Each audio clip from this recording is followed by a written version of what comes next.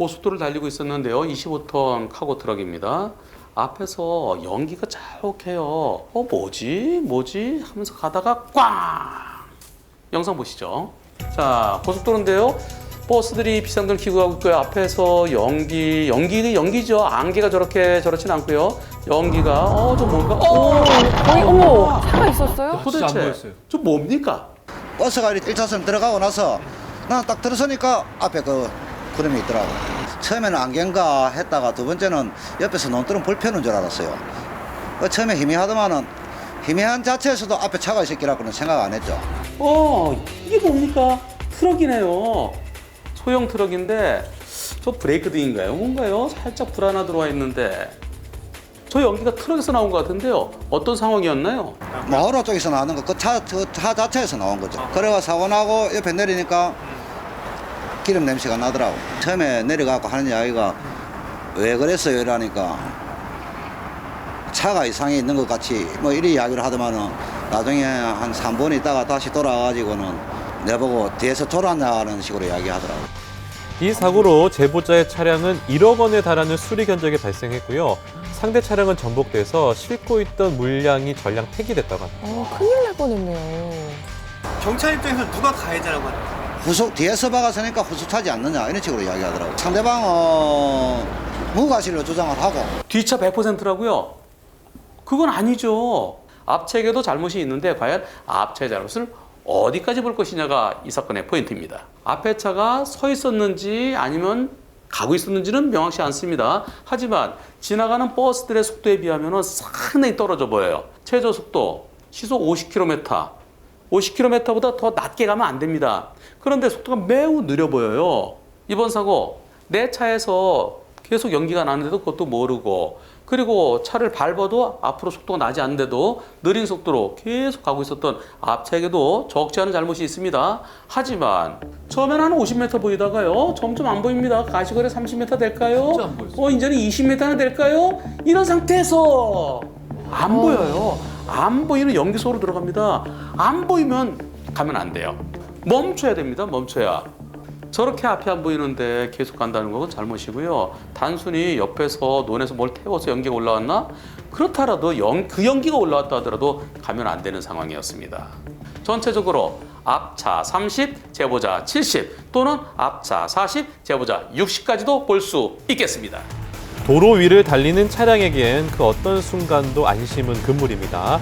늘 위험이 도사리고 있다는 생각으로 조심 또 조심하면서 운전하는 습관 길러야겠습니다. 오토바이와 불법 유턴하려던 자동차의 사고인데요. 영상 보시겠습니다. 제보자 신호대기하고 있다가 오토바이입니다. 비보호 좌회전 정상적으로 해서 1차로에서 2차로 들어가려고 하는데 상대차 3차로 2차로 들어오네요. 피해서 1차로 가려는 순간에 갑자기 들어오면서 옆에 있는 또 제보자 많이 다치지 않았나요? 왼쪽 쇄골이 이제 분쇄골절이 나서 한 4-5 조각이 나고 수술을 해서 철판을 대고 이제 작은 것들을 다 집어내고 이렇게 고정을 한 그런 상태도 있습니다. 생각지도 못한 사고로 제보자는 무려 6주의 진단을 받아야만 했습니다. 그리고 오토바이도 완파가 돼서요. 수리 비용만 5,800여만 원이 들었다고 하네요. 저희 세게 보험사 통해서 났네요. 상대의 의견을 들은 거는 본인 과실률은 이제 60%, 저희 과실률을 40%로 주장했던 6대 4요? 제보자한테 40% 잘못이 있다고요? 가기만 했는데. 왜요? 뭐 때문에요? 이제 그 차선 변경에 의한 사고고 제가 이제 상당히 과속을 했다라는 이유로 과속을 했다는 이유로 제보자에게 과실이 높게 잡혔다고 하는데요. 그렇다면 상대 운전자는 단순 차로 변경이었을까요?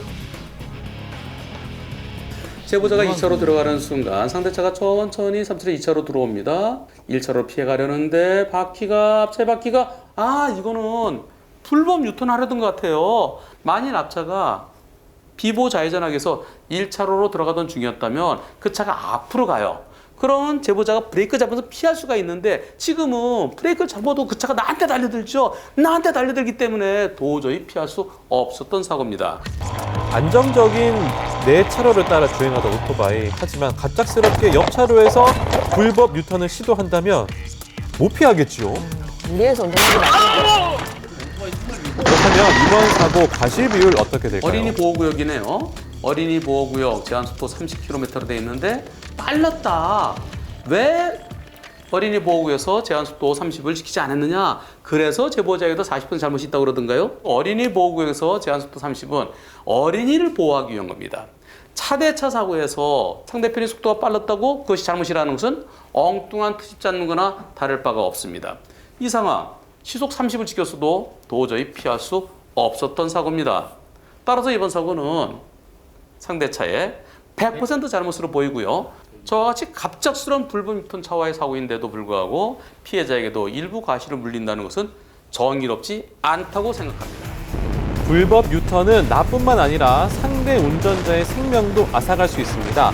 제대로 된 주행 신호에 맞게 안전 운전하는 습관 꼭 기르시길 바랍니다. 늦은 밤, 스텔스 차량보다 더 위험한 게 있습니다. 저게 차예요? 그 정체는? 바로 도로를 점거한 채 불법 주차된 대형 왜 차량입니다. 안 보이죠? 특히 이로 인한 2차, 3차 사고는 물론이고요. 인명피해까지 끊이지 않고 발생하고 있습니다. 너무 위험하죠. 낮에는 뒤에서 오는 차가 앞에 차가 서 있네 보이죠. 하지만 밤은 껌껌하기 때문에 안 보입니다. 뒤에서 달려오던 차가 앞에 차가 잘 안 보여요. 하면서 들이받는 경우가 상당히 많습니다. 특히 가로등이 없는 곳에서는 사고가 많이 일어나고요. 가로등이 있다 하더라도 살짝 커브를 돌아왔는데 갑자기 차가 있으면 그럴 때는 피하기가 매우 어렵죠. 경우에 따라서는 빠르게 달리던 승용차가 트럭 밑으로 쑥 들어가고 본네트가 쑥 들어가요. 그럼 운전자 어떻게 되겠습니까? 사망사고로 이어질 수도 있습니다. 늦은 밤 대형 차량들의 불법 주차로 몸살을 앓고 있는 도로입니다. 조금 떨어진 곳의 상황도 별반 다르지 않은 모습인데요. 운전자들은 왜 주차장이 아닌 도로 위에 이렇게 차를 세워뒀을까요? 에이, 왜 이렇게 큰 차를 누가 이렇게 피해가지 다. 이 큰 차를 누가 박아. 주차장이 따로 있는데 이제 아무래도 이제 집이 또 여기다 보니까 그냥 트럭 주차장까지 갔다가 오는데 이제 택시비도 들고. 아침에 출근해가 근무하는 게 아니잖아요. 이 장거리 차들은 새벽 2시, 3시에 나와가는데. 예, 잠깐의 편의가 대형 참사를 불러올 수도 있는 도로 위 불법 주차. 대형 트럭들 차고지가 따로 있죠. 하지만 집과 거리가 멀면 왔다 갔다 불편하니까 집 가까이 있는 도로에 차를 세우는 경우가 상당히 있습니다. 불법 주차된 트럭을 들이받는 사고, 물론 뒷차의 잘못이 더 크죠. 앞을 잘 봤어야 되는데 그러지 못한 거. 가로등이 있는 곳이었다 그러면 뒤에서 들이받은 차 90, 앞차 10%로 보는 게 보통이고요. 가로등이 없어 어두운 길이거나 굽은 길에서의 불법 주차의 사고였을 때 그때는 불법 주차 차량의 잘못을 20 내지 30%까지도 봅니다.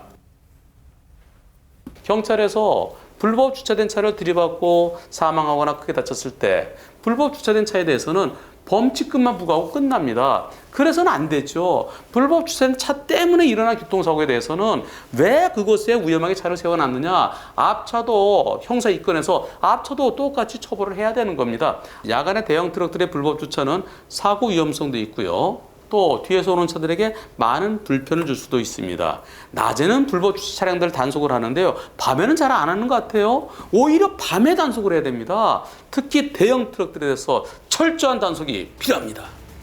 끔찍한 사고를 불러올 수 있는 대형 차량의 야간 불법 주차. 사고를 예방하기 위해선 보다 적극적인 대책 마련이 시급합니다.